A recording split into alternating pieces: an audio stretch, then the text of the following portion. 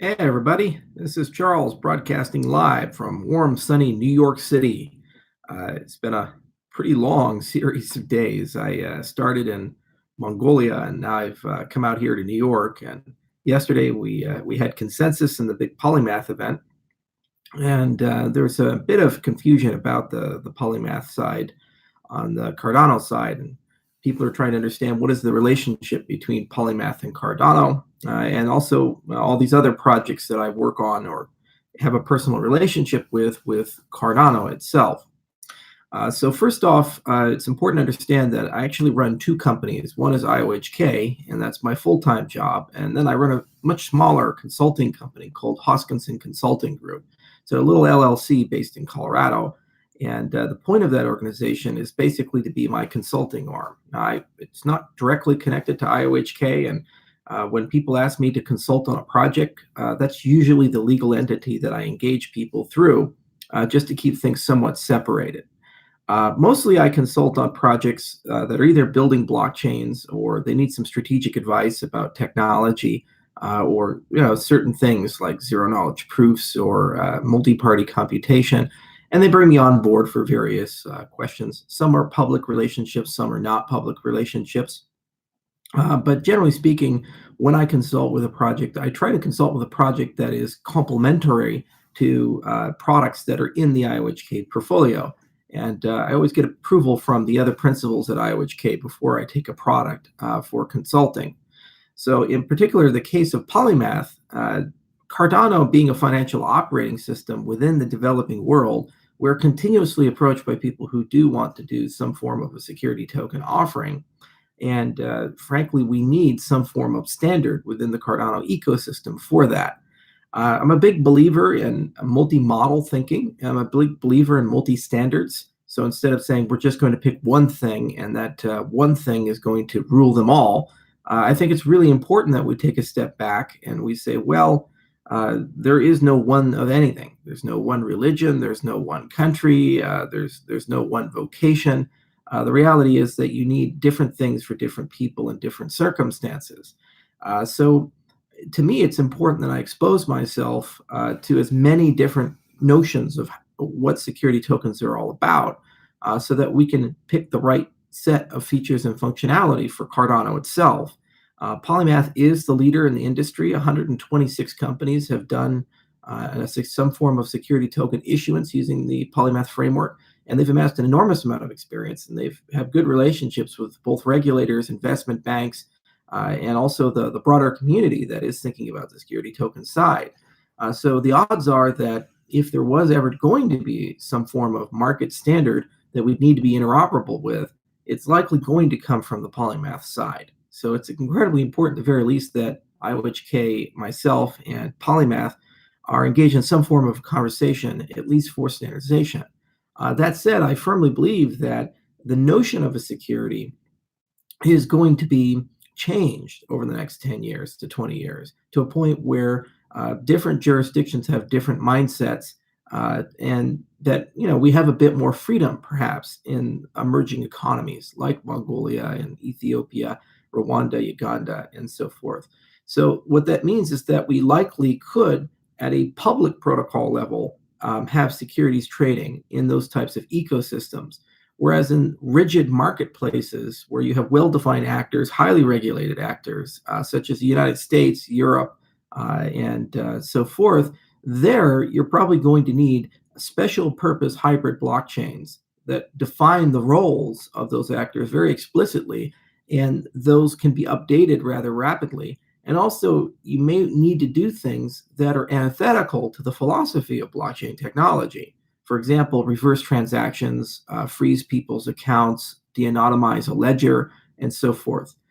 So it does make sense to have a special purpose blockchain or for those types of use cases. And it would probably be a really bad idea to go hand China the ability to unwind the Cardano ledger or de-anonymize your accounts, or reverse transactions. Whereas if you're dealing with a heavily regulated marketplace and you're holding a special purpose asset, and you kind of signed up for that, then it does make sense to have a specialty framework that does have the ability to do that in that particular circumstance.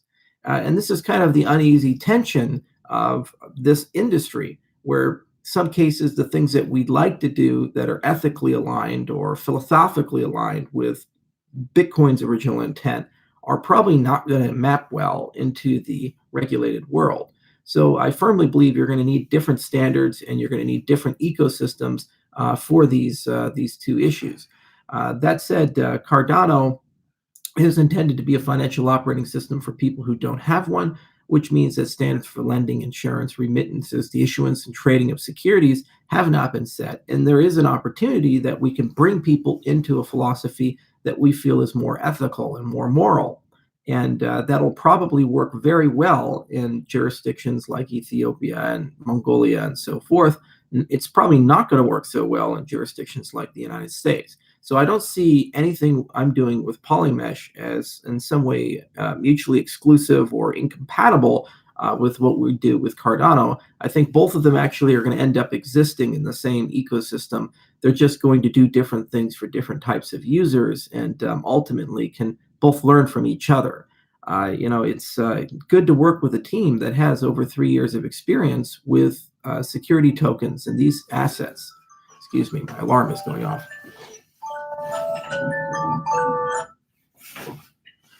And that's a valuable experience for me. And I could either go and try to learn it myself and build coalitions and spend 3 years piecing things together, or even if we're doing it faster, a year or two. But that also means then we'd be 4 years behind the market standard.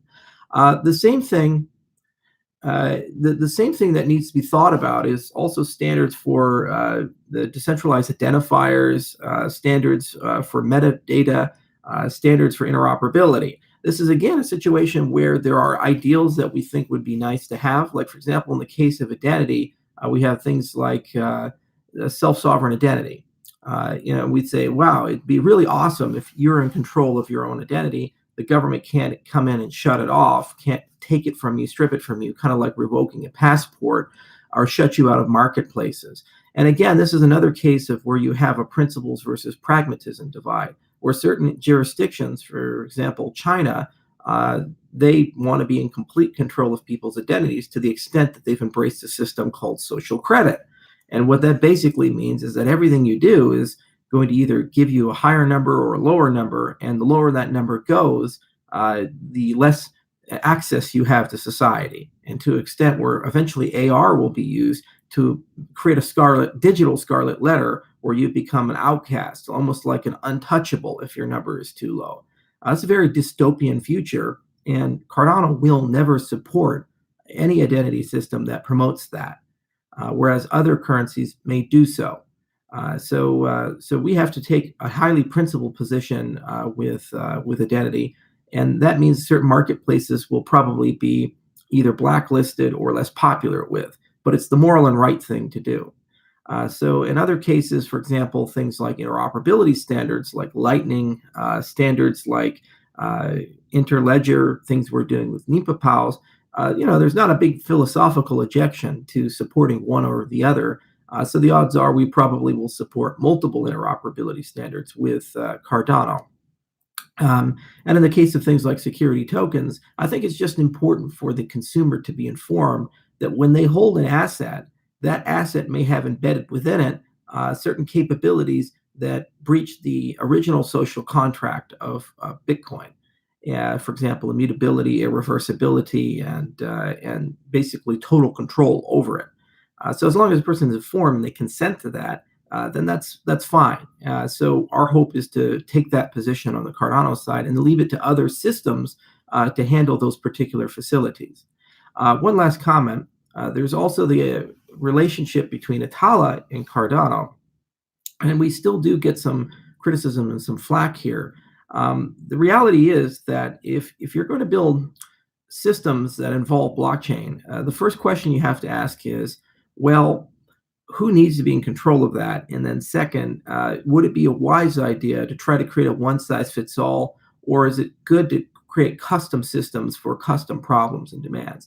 So I'll give you an example of one particular pilot that we're exploring in Mongolia, and it allows us to discuss the relationship between Atala and Cardano, as well as local facilities. So right now we're in discussions to do an IoT air quality pilot in Mongolia. Ulaanbaatar has actually some of the worst air in the entire world. During the winter time, hundreds of thousands of Gers come close to the city, into the Ger district, and they burn shoes, charcoal, wood, sometimes tires, basically anything that can allow them to stay warm during the brutal winters, and they can be down at -50. So the problem is when you have hundreds of thousands of people during winter in a valley in a stagnant area burning tires, that creates horrifically bad air, a lot of bad chemicals in the air. So there's been a lot of attempts to try to understand this problem and solve this problem. But before you can do anything, you need a good sensor system that allows you to know where the pollution is and why it's there and allows you to do targeted enforcement. Well, we said, boy, it'd be really cool to do a project where we put tens of thousands of sensors throughout Ulaanbaatar, and then we connect them together over a series of gateways. And then in some way, we aggregate that information and we make sure that it's auditable, time-stamped, and the information is immutable, or at least some form of representation. So it's a perfect example of where we think we can actually layer solutions to solve a problem. So what we'll do is use Atala to link gateways for those sensors together and then create some form of a distributed hash table and changes to that, which represent the totality of the information that's actually being stored. And then the actual information can be stored anywhere in any standard database. So even if that database gets manipulated, the audit trail of it is what is actually protected by the blockchain.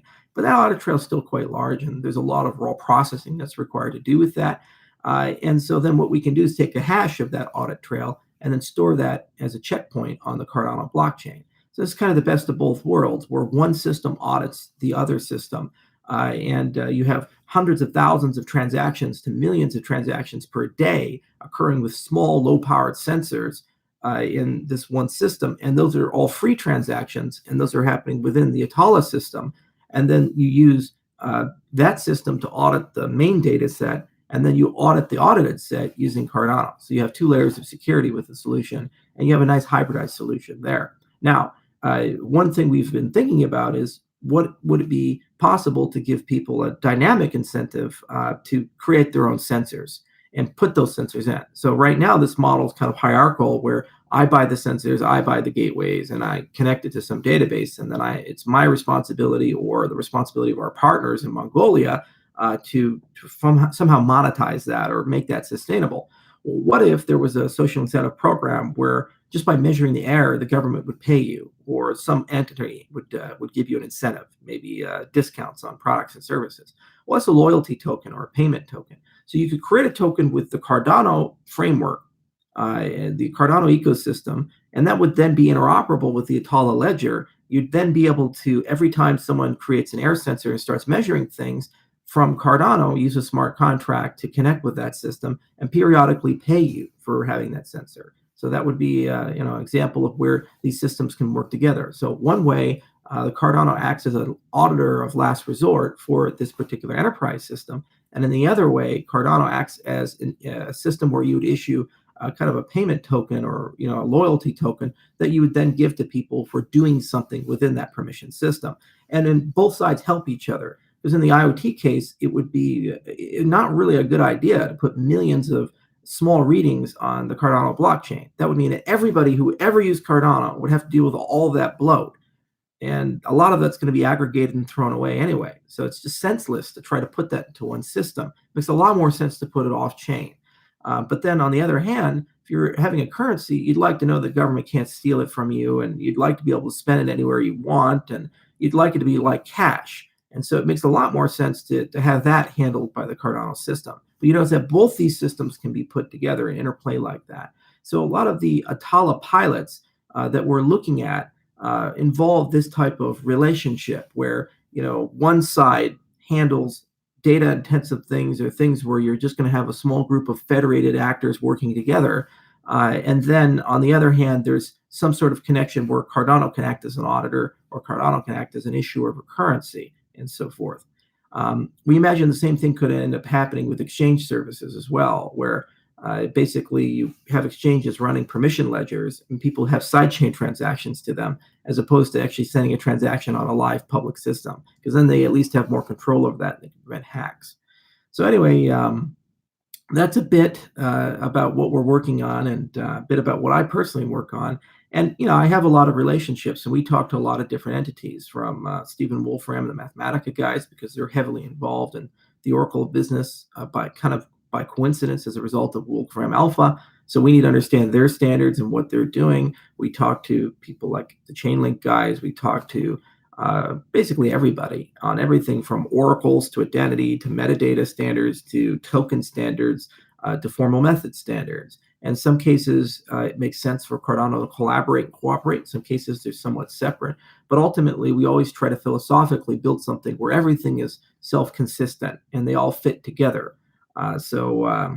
If I ever become an Ethereum core developer or an EOS core developer, I think you guys have something to worry about. But these projects, I think they're all quite complementary, and we're just going to keep operating that way. So thank you very much for listening, and I hope this brings some clarity to people. It's nice to see that we have such great partners, and it's nice to see that we have an opportunity to sit at the table as the world starts making new standards for the blockchain space and for the next generation of finance, and that we can hopefully guarantee that these standards are interoperable with Cardano and Cardano's ultimate success. Cheers.